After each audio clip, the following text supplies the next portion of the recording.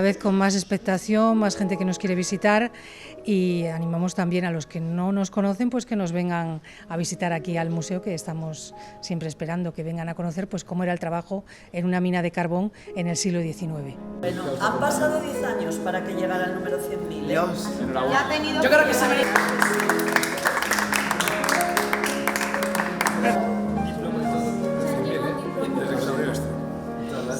pues la verdad estoy flipando un poco y me parece muy especial porque al final es un número muy importante.